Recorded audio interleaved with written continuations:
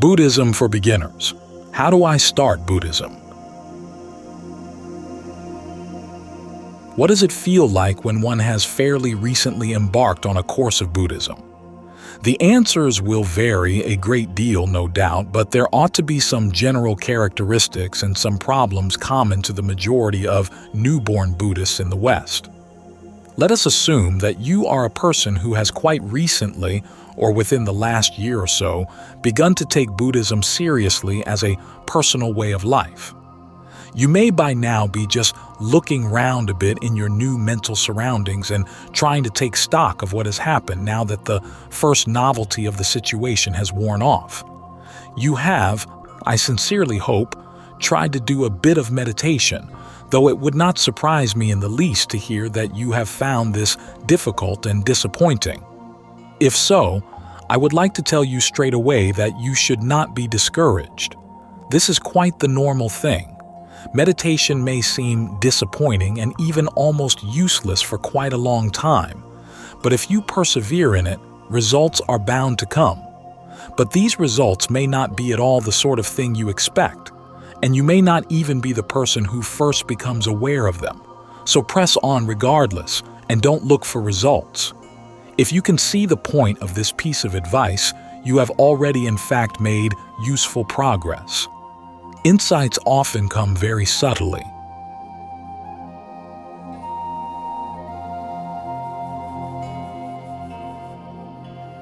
The initial phase. People's motives for taking up Buddhism may vary a great deal on the surface, but fundamentally, you have probably come to it because, in one way or another, it seems to promise you security. If you haven't realized before that this was a good part of your motive, you might usefully use your next meditation period trying to find out whether I was right or not. If you have realized this, then you may agree that you find the formula, I go to the Buddha, the Dhamma, and the Sangha for refuge, strangely comforting. And so it should be in one way, even though fundamentally you have to learn to be a refuge unto yourself. This is perhaps the first of the many paradoxes you will encounter attempting to tread the Buddhist path. Now, if we consider this problem of security a little further, we soon find that we do indeed crave for it. The obvious reason is that we feel life frankly unnerving, in fact, because insecure. Here, then, we find straight away two of the three marks of existence. All things are marked by impermanence and suffering. Because they and we are impermanent, they are frustrating and cause us all kinds of anguish.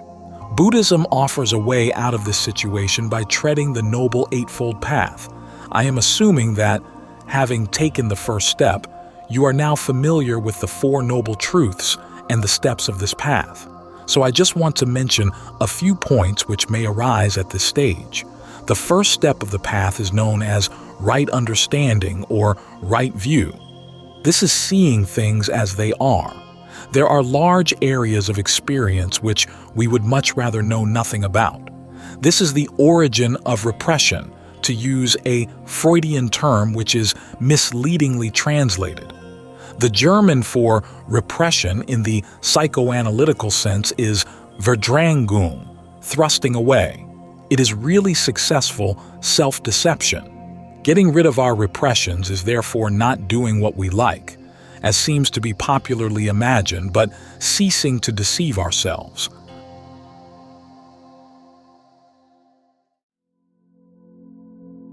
Understanding the ego. Fundamentally, Buddhism is just a technique of self-undeception. This is not easy, though sometimes it may be fun. It needs some study of theory as well as practice. It is perfectly true that you never gain enlightenment by intellectual knowledge alone. But if you haven't studied the theory to some extent, you will almost certainly never be able to start properly on the practice. Before you can develop your intuition, you must know what it is, or at least what it isn't. And self-deception in this respect seems to come terribly easy to many people. Intuition, or as I much prefer to call it, insight, is not an emotion, but the best way to develop it is by getting to know one's emotions as thoroughly as possible. When these emotions have been really seen for what are, they no longer stand in the light. Now, the biggest emotional blockage we have is that which surrounds the ego idea. Since it is to the ultimate elimination of this idea that the whole Buddhist training is directed, it may be as well to have a good look at it. In so doing, we may get a shock. By the ego, or self in Buddhism, we mean, of course, the concept of I am, though this is much more a feeling than a purely intellectual concept, which is the very reason why it is so much more difficult to uproot. From the psychological point of view, we must take it to include not only what in Freudian terms is called the ego, but also the ID, and even the superego. Though not wholly adequate, the Freudian conception goes a good way toward giving us the basic idea. This ego of ours is a complex and dynamic set of functions which are not by any means all conscious or under any form of normal conscious control. Its nature is in fact blind ignorance, and it fights desperately to maintain that ignorance. It is most important for us to realize from the outset that this is the case, because this is the root cause of all our troubles. The three unhealthy roots of human nature are greed, hatred, and ignorance, and all our suffering is due to these three. Ignorance is the most fundamental, and greed and hate spring from it. Now, the power of ignorance is broken by knowledge, which is seeing correctly. So all we have to do is to learn to see. Avidya, unwitting or not seeing, is no mere passive principle. It is an active force which opposes discovery of the truth at every turn. No need to look for an external devil. The father of lies is within every one of us. We all know the story of the emperor's new clothes. In Buddhism, the precise opposite of this situation occurs. The clothes go walking in the procession, but there's no emperor inside them. The whole show is laid on for the honor and glory of a character who doesn't really exist. Here, then, is our second paradox, and it is certainly no less startling than the first one. The ego is the most ruthlessly gluttonous, all-devouring monster there is, and yet really all the time there's no such thing. All its activities, without exception, are simply a tale told by an idiot, full of sound and fury, signifying nothing. How can we solve this riddle? How can we ever come to grasp the nature of this peculiar monster that has no mouth and no belly, yet gobbles up the entire world? As some old Chinese monk might have said, but probably didn't.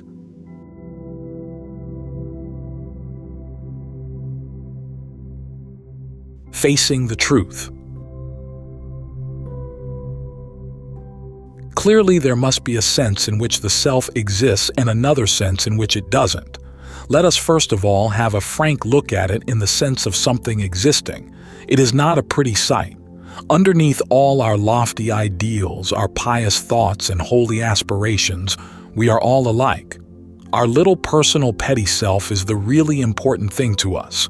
It is out to grab all it can get, whether in the way of affection and admiration and sympathy, or of more apparently tangible satisfactions in the way of sex, money, power, nice things to eat and drink and smell and touch and hear. All sorts of things, and it doesn't care in the very least how it gets them. We don't all want, at least consciously, all of these things perhaps, but we usually want a lot of credit for not wanting some of them, or at least doing without them, even if by necessity rather than choice.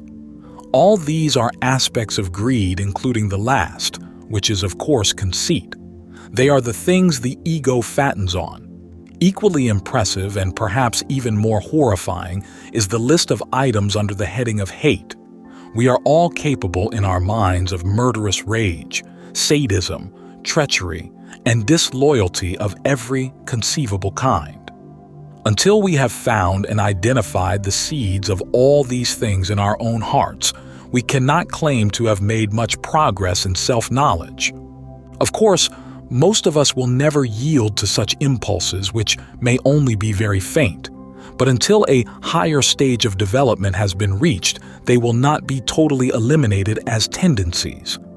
The most likely way in which they may find some outward expression will be, perhaps, in the form of over-emotive indignation at the acts of hate committed by somebody else. What can we do about this situation? First, face it. Second, penetrate to its roots. Buddhism is not something airy-fairy or romantic, it is practical. It is first and last something to do. To penetrate to the roots of greed, hatred, and delusion is not very easy, and it requires certain methods or techniques. But the great thing is to keep going at and not be diverted by irrelevancies, interesting bypaths, plausible excuses, or pseudo-mystical fantasies born of conceit and ignorance. A certain discipline is required, in fact. This can be summed up in one word: restraint. Restraint is not repression.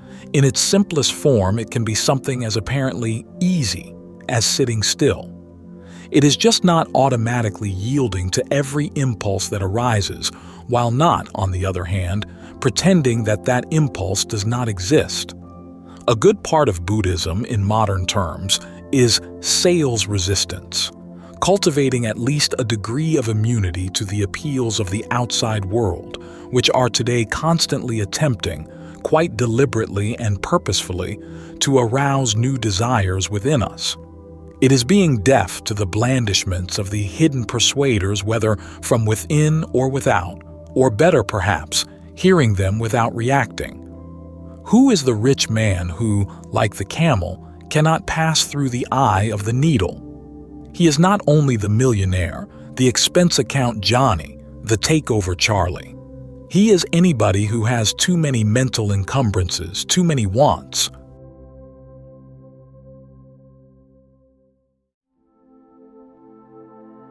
Where should I start? Here then is an exercise.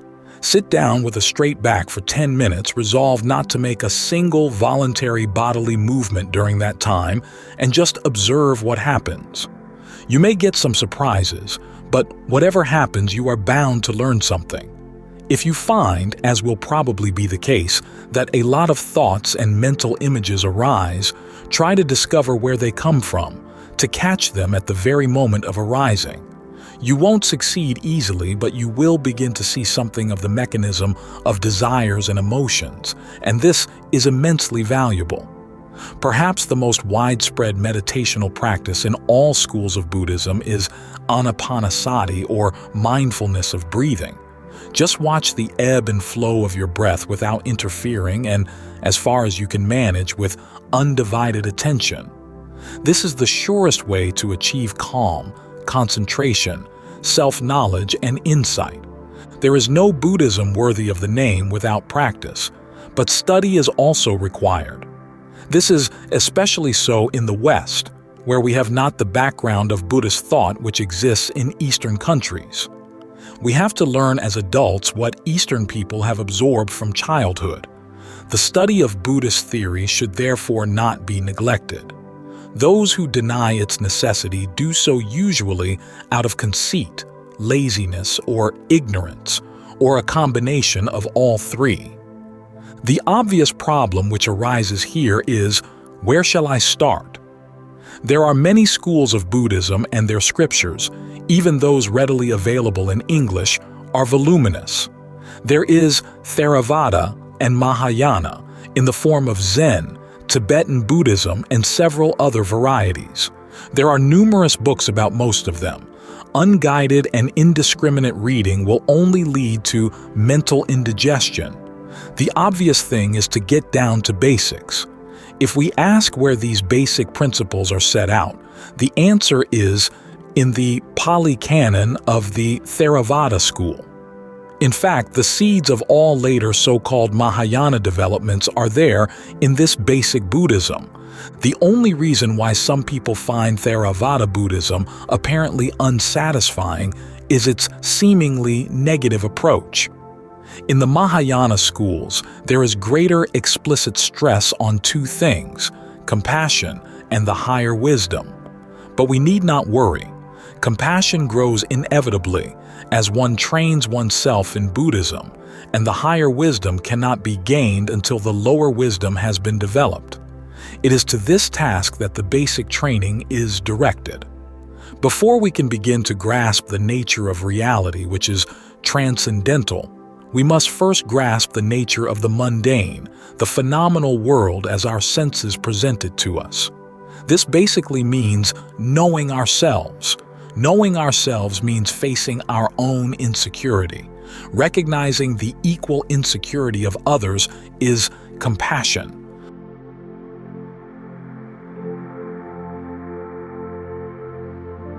Why do we feel so insecure? If we can answer this question, we are on the right track. It is due to our recognition that all things are transient. We seek to achieve a stability in the world which, by the very nature of things, cannot be. But Buddhism teaches us more than this. All things are not only transient, they are empty. This applies to our precious selves as much as to anything else. Man, said the Buddha, is a mere compound of 5 things, the 5 khandhas or aggregates. He has a physical body, feelings, perceptions, emotional reactions, and consciousness. None of these constitutes any sort of a self which is permanent and unchanging, nor is there any such thing outside of them. His consciousness is just a series of states of awareness, conditioned by the other factors, reaching back into a limitless past. All we are actually aware of is the present moment, or rather consciousness is just that awareness. There is no separate entity behind it which is aware. In the jargon of some modern philosophers, everything about man is contingent or adjectival, not substantival. The further implications of this must be left for study and meditation, but this is a fundamental principle of all Buddhism. The search for a self behind all this is futile. If you don't believe this, you can try to take up the Buddha's challenge and find it. There may well be a strong feeling of resistance to the acceptance of this point. If so, this feeling itself should be very carefully examined. It is the basis of our habitual ego reactions. We want so badly to have a self, and we expend a vast amount of energy in trying to build one up and support it in every way we can think of. That, fundamentally, is why we feel insecure in the world. One could usefully devote a good deal of time meditating on this point alone. The most notable contribution made to psychology by Alfred Adler was his analysis of the inferiority complex. People who, for one reason or another, feel inferior, says Adler, tend to overcompensate and present an appearance of conceit and aggressiveness. Since Adler's psychology is very much one of social adaptation at not, perhaps, a very profound level, he did not pursue this idea as far as he might have done. But as far as it goes, it is quite good Buddhism, though we might prefer to rename his complex the insecurity complex. We might even go so far as to say that for the Buddhist, everybody's ego practically consists of an inferiority or insecurity complex, for such an assumption certainly explains a great deal.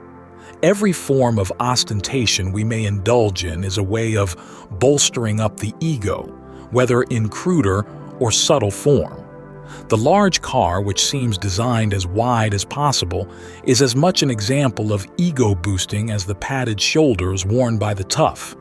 Indeed, the resemblance is sometimes striking. Of course, the compensation for insecurity may take a reverse form of exaggerated modesty and simpering sweetness, or of unnecessary and slightly ostentatious self-sacrifice. This latter is a form of compensation we may choose when all else fails, and it has the advantage of making us feel very holy. Martyrdom is in fact the last consolation of a disappointed ego, and the hallmark of a person who has really gone far in the conquest of self is genuine unobtrusiveness.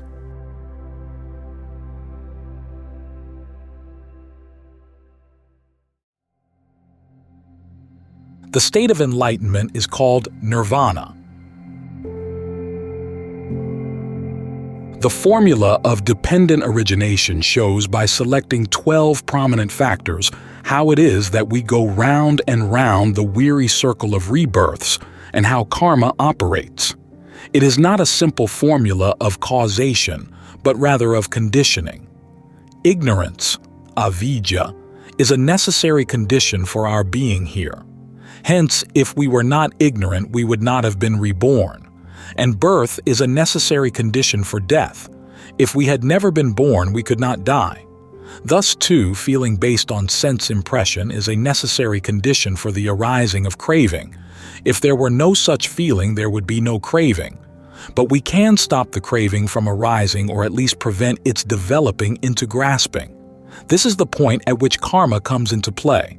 Karma is volitional activity born of desire, and as such produces pleasant or unpleasant results in the future. Whatever condition of body and mind we happen to be in now is due to our past karma. It is vipaka, or karma resultant. In accordance with the vipaka, we are liable to act in the future.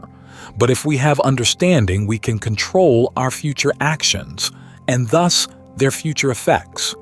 The aim of Buddhist training, of whatever school, is to break away from the cycle of becoming. This means somehow attaining the transcendental reality which is not karma-bound and therefore permanent, secure, and free from suffering. We do not, as unenlightened individuals, know what this is. At best, we have a vague intuition of something wholly other. Its true nature is hidden from us by the veils of our ignorance. The state of enlightenment is called nirvana, nibbana in Pali, which is, be it noted, selfless, anatta. This means that we cannot grasp it as long as the self-concept or feeling is operative. It is beyond the realm of duality, which is that of subject and object, or self and other than self. Probably most people have at times had a feeling while, in the normal sense, wide awake, as if really they were dreaming and would soon wake up. This is actually quite true as far as the first part is concerned. Life as we know it is in one sense a dream. The Buddha was the awakened one, and our normal state is perhaps somewhere about halfway between ordinary sleep and true enlightenment or wakefulness. We can therefore usefully regard the Buddhist training, if we like, as a way of making ourselves wake up. Sometimes in sleep we become aware of being asleep and want to wake up. Eventually we succeed, but it is often a struggle. The struggle to wake up to enlightenment is far greater than this, because the resistance is stronger. The resistance is stronger for a very simple reason. To the ego, it seems like death. This is fair enough, since in fact it is the death of ego. And since we have no real experience of the egoless state, it is unimaginable, and therefore we are skeptical about it. But this skepticism too really springs from fear. We should have to give up all our attachments to attain it, and that is too high a price to pay. We are like the rich young man to whom Christ said, "Sell all that thou hast, and give it to the poor." He went sorrowfully away.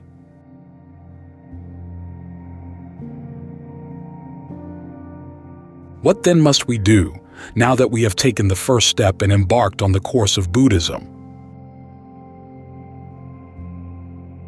We need to have a chart and compass to help us on our way. But first we have to know where we are supposed to be going.